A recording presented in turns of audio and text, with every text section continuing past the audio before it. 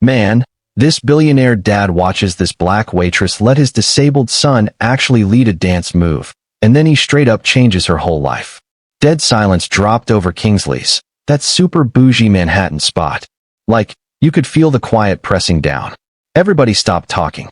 Forks just froze halfway to mouths. All eyes locked on the tiny gap between tables. Little 10-year-old Lucas Montgomery was shaking like a leaf. Legs stuck in those metal braces, wobbling hard as he reached out toward Diana Johnson, the only black waitress in the place. Piano had just started this soft tune, and boom. Kid suddenly wants to dance with somebody. No warning. Sir, control your son. Manager Thornton's voice sliced right through. That's inappropriate. This ain't a dance hall, and our staff ain't here to entertain kids. Richard Montgomery. Yeah, the Richard Montgomery Investments, one of the richest dudes alive, swallowed hard. First time he'd brought Lucas out to eat in public since the accident 2 years back that messed up his legs. Big mistake. He already knew he'd never do it again. Lucas, sit down. Low. Firm. Done. Diana didn't move. Eyes bouncing between the manager, the billionaire, and the boy whose hand was still just hanging there. 5 years at this place, she'd mastered becoming invisible, especially around customers like Montgomery. Mr. Thornton, I'm out. Shift's over. Voice calm as hell, while she untied her apron and dropped it on the tray. Then, jaws on the floor, she smiled straight at Lucas, took his hand, and went, I can't dance in an apron. Richard popped up so fast his chair almost tipped. What do you think you're doing? Diana locked eyes with him. I'm accepting an invitation, sir. Before anybody could jump in, Lucas took this shaky step forward. Foot dragged ugly across the floor, braces screeching. But Diana? She didn't grab him, didn't rush him. Just matched his slow-ass pace. She's getting fired tomorrow, some lady at the next table whispered. Richard stood there frozen. Then, bam, memory hit him like a truck. Elizabeth, his wife who's gone now, dancing with Lucas in the living room. It's not about perfection, she used to say. It's about connection. While Diana followed Lucas's messy, wobbly steps, something switched in the kid's eyes. Fear turned into hardcore focus. Shame flipped to this shy little proud glow. First time since the accident nobody was steering him, helping him, fixing him. He was leading. Mr. Montgomery, Thornton piped up again. I promise you this will never happen again. She'll be dealt with properly. Richard didn't say shit. Whole restaurant waiting for him to drop the hammer. Dude had enough power to end careers with one phone call. Staff stopped working. Customers watching like it was reality TV. But all Richard could hear in his head was Lucas's smile. After like 3 steps, Diana walked the boy back to the table. Thank you for asking me out, she said, all proper like she was talking to a grown man. It was an honor. She turned to bounce, and Richard stopped her. Wait. His voice sounded weird. Like even he didn't recognize it. What's your full name? Diana Johnson, sir. Richard nodded slow, repeating it like he was burning it into his brain. Diana Johnson. Then he pulled a card out of his jacket and handed it over. My office. Tomorrow. 10 a.m. Whole place stopped breathing. Diana took the card, face blank, but her hand shook just a tiny bit. Dad, Lucas said as she walked off. Why did you do that? Sounded almost mad. Richard looked at his son and, for like half a second, actually saw him. Not just the kid Elizabeth left behind. A whole person whose wants he'd been ignoring for 2 damn years. Dinner finished in this awkward-ass silence. Nobody caught the look Diana gave before she left. Not scared. Not defeated. Just this calm, quiet fire, while a whole storm was kicking up in Richard Montgomery's eyes. If this story about dignity and real change is already hitting you in the feels, don't sleep. Subscribe to the channel so you can see how one simple act of respect can start a quiet revolution that flips lives upside down for good. Next morning, Montgomery Tower lobby was shining. All glass and marble bouncing sunlight everywhere. Diana showed up in her best stuff. Navy skirt, white blouse she got on sale. Felt like she stuck out like a sore thumb. Everybody else walking around in clothes that cost more than her rent. Diana Johnson to see Mr. Montgomery, she told the receptionist, who gave her this cold up and down before picking up the phone. 18th floor. Miss Winters will see you. In the elevator, Diana took a deep breath, hugging her beat-up purse tight. Not scared. Just that steady determination you get when life's already tried to break you and failed. Miss Winters, 40s, sharp eyes, perfect posture. Met her. Mr. Montgomery's on a call. Follow me. Walking through those shiny hallways, Diana felt all the stares. Black woman getting escorted through executive land? Yeah, people were talking. He had you fired, didn't he? Winters asked out of nowhere when they hit the waiting room. Happens. Big client complains. People like you lose the job. People like me. Diana echoed it flat. You know what I mean? Winters fixed her glasses. Employees who don't know their place. Diana gave a small smile, not a happy one. And where exactly would that be? Before Winters could clap back, her phone buzzed. He'll see you now. Richard Montgomery's office was half the damn floor. Floor-to-ceiling windows made Manhattan look like his personal toy set. Mr. Montgomery, Diana said, all business. He turned. Face locked in that calm, rich guy control mode. Miss Johnson, thank you for coming.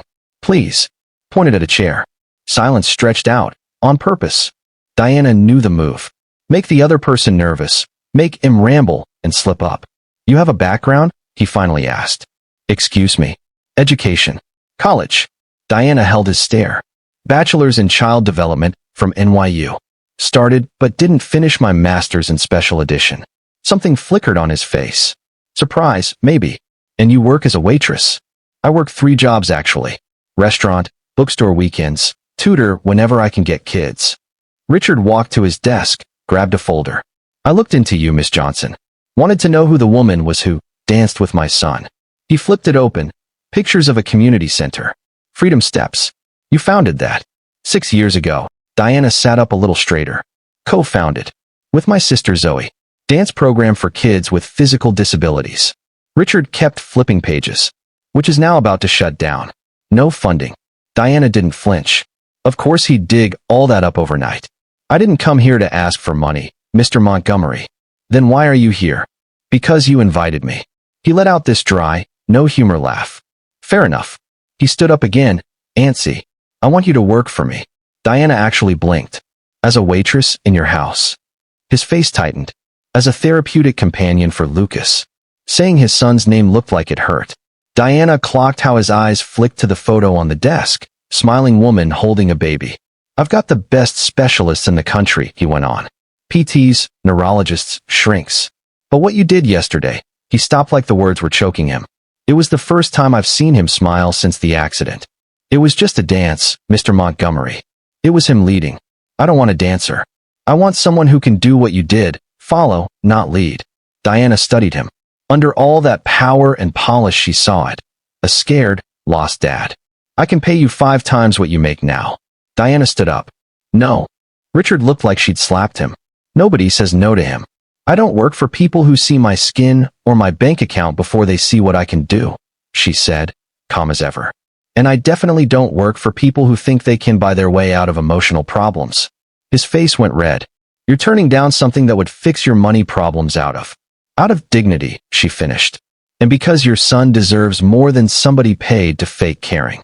She headed for the door, then stopped. Lucas doesn't need more experts. He needs room to lead his own life. You don't know my son. No, she agreed. But I know people like him. People whose real cages ain't the braces. It's the ones we build around them in our heads. She pulled a card from her purse, set it on his desk. Freedom Steps. Tuesdays and Thursdays, for PM. First class is free if you want to bring Lucas. She walked out, past Winters who was clearly eavesdropping. You just turned down Richard Montgomery, Winters hissed.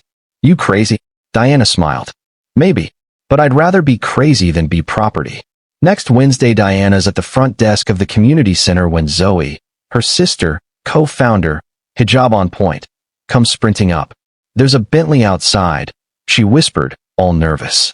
And you won't believe who's in it. Through the window, that shiny car. Lucas in the back, peeking out anxious. Richard still behind the wheel, gripping it like he's fighting himself. He's not coming in, Zoe said. Guys like him don't step into spots like this. Diana smiled, remembering how Lucas looked when he led those few steps. Don't sleep on a kid who's made up his mind. Then the door opened. Lucas climbed out slow, fixing his braces. And, shock, Richard got out too. Billionaire in casual pants and a sweater, trying so hard to look normal, but still screaming money. Told you, Diana muttered, mostly to herself. Zoe stared. What did you do? Diana didn't answer. Her eyes just sparkled with something her own sister didn't fully get. Back in her little Bronx apartment, under the bed, was a notebook. Pages and pages of notes about kids like Lucas and men like Richard Montgomery. Years of watching, studying, planning. All starting from one simple yes, saying yes to a dance. What Richard didn't know, couldn't even dream in his world of penthouses and private jets, was that Diana Johnson wasn't just some waitress who danced with his kid.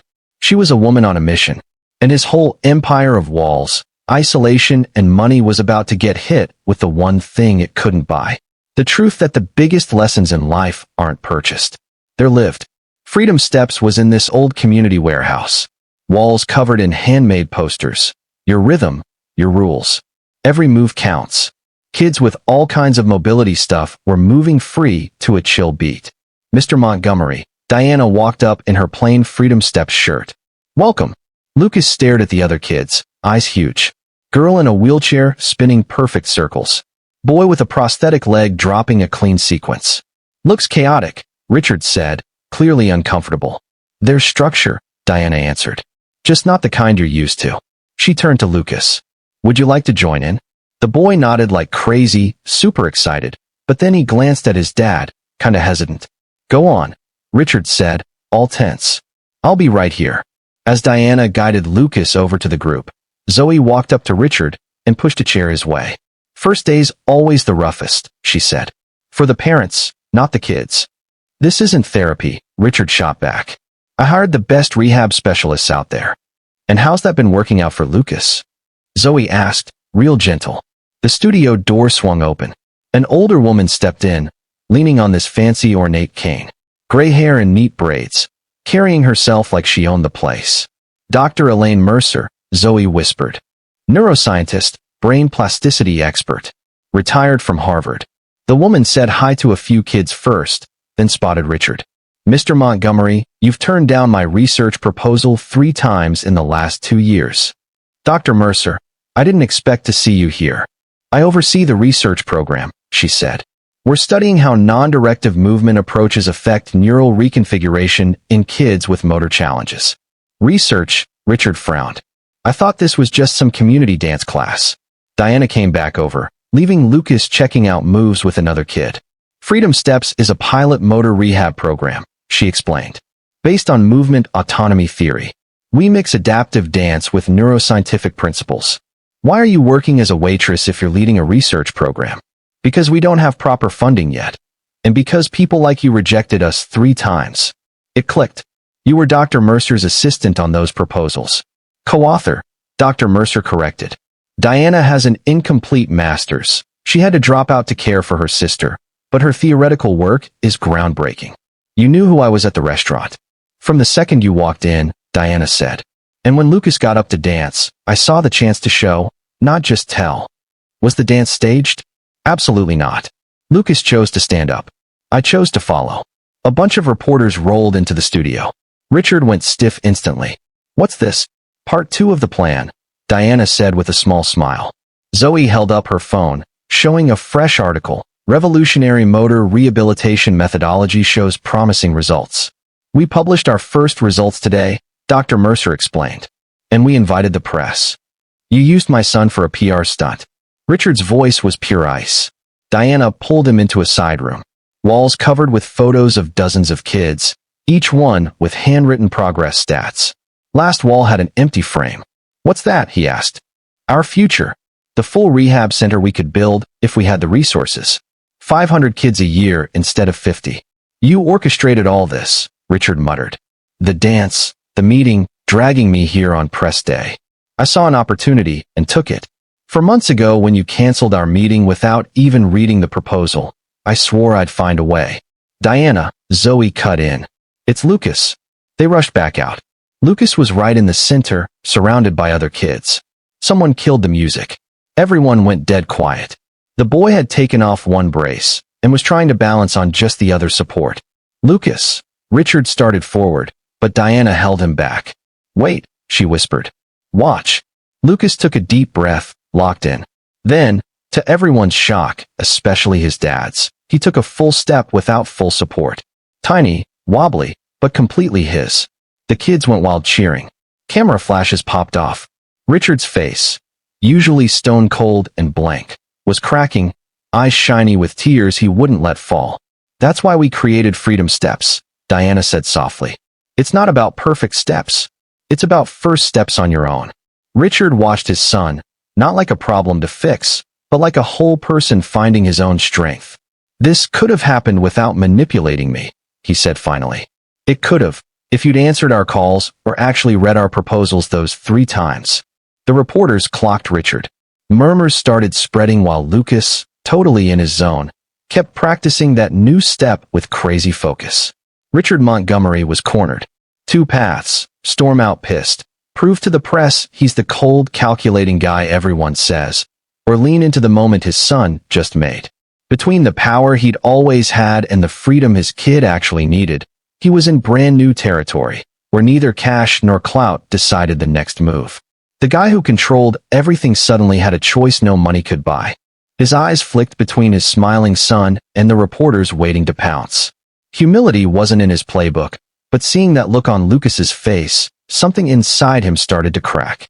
The usual symphony of power and privilege switched tracks, and now he had to choose: keep conducting or learn to follow.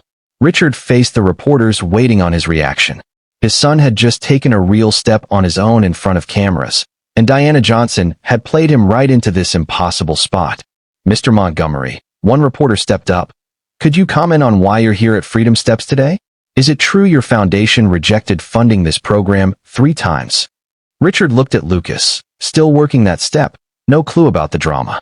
Then, shocking everyone, especially Diana, he actually smiled. "You know what's hardest for someone in my position?" he said loud enough for the whole room. "Admitting when we're wrong." Stunned silence. The Montgomery Foundation is pleased to announce a full 5-year funding commitment to Freedom Steps, and to build a permanent rehabilitation center using the methodology developed by Dr. Mercer and Ms. Johnson. Flashes went nuts. Zoe let out this little shocked yelp. "On one condition," he added, watching Diana tense. "Ms. Johnson keeps complete autonomy over the program and its methodology. No corporate meddling." 3 months later, bulldozers were clearing land for the new Freedom Steps Rehab Center. Not the flashiest thing the foundation ever backed, but damn sure the most innovative. Every space designed with real input from the kids and families. Diana was on site a ton, but never solo. Lucas popped up all the time, sometimes dragging other kids along. And to everyone's ongoing surprise, Richard Montgomery showed up too, just quietly watching progress. "I never thought you'd actually come to board meetings," Diana said one afternoon while they looked over plans. "I never thought I'd be studying neuroplasticity at 50, Richard replied, rubbing tired eyes, a scientific article covered in post-its in front of him. "But here we are." Diana studied him. "This part of your public penance, or do you actually care?" Lucas asked to ditch the second brace last week. "I know. He told me. His old PT said that'd be impossible for at least 2 years. Diana smiled. "But you fired her, remember? Because you said she was wrong. And she was." She pointed at a photo, Lucas balancing with just one crutch. "He's moving faster than any old-school medical guess." "Why do you never accept my apology?" Richard asked out of nowhere. "Because you never apologized. You redirected funds, changed policies, funded the program. That's compensation, not sorry." Richard nodded slow. "Fair again." At the opening 6 months later, night and day difference from that restaurant scene. The big adaptive space was packed with kids using all kinds of mobility gear, all moving free. Center of the main hall, Lucas, now just a light brace on his left leg, led a short choreographed bit with 3 other kids. Moves still limited, but flowing with confidence no doc ever predicted. Richard watched from the side, staying out of it. "He doesn't need you holding him anymore," Diana said quietly, coming up. "No," Richard agreed. "But he still needs me around. Big difference." He turned to her. "Thank you," he said straight up. "For what exactly?" "For teaching me to follow." A reporter walked over. "Mr. Montgomery, how's it feel seeing your son's progress?" Richard looked at Lucas, now helping a younger girl find her balance. "Proud. Not of what he's overcome, but what he's created for others. And the biggest lesson on this journey?" Richard Montgomery, the guy once known only for his money empire, looked straight into the camera. True leaders aren't the ones dragging others down the path they think is right. They're the ones with guts to follow when someone shows a better way. A year later, Freedom Steps hit 3 new cities. Diana got the Pediatric Rehab Innovation Award. Her method started rolling out in hospitals nationwide. Lucas, down to just a light cane on tough days, joined regular school and became a youth spokesperson, hyping other kids to find their own pace. And Richard learned the toughest, most worth it lesson ever. Real power isn't controlling every damn move. It's knowing when to step back and let others lead. In a world where big shots rarely switch views, and people without power stay invisible, the story of Richard, Diana, and Lucas shows real change happens when we cross those invisible lines between us. When a billionaire learns from a waitress. When a dad follows his son's steps. If this story about one simple act of dignity, changing lives forever hit you in the feels, make sure you subscribe to the channel. 'Cause we believe the deepest revolutions don't kick off with huge manifestos or billion-dollar checks. They start when somebody's brave enough to take a real first step, and somebody else is wise enough to follow.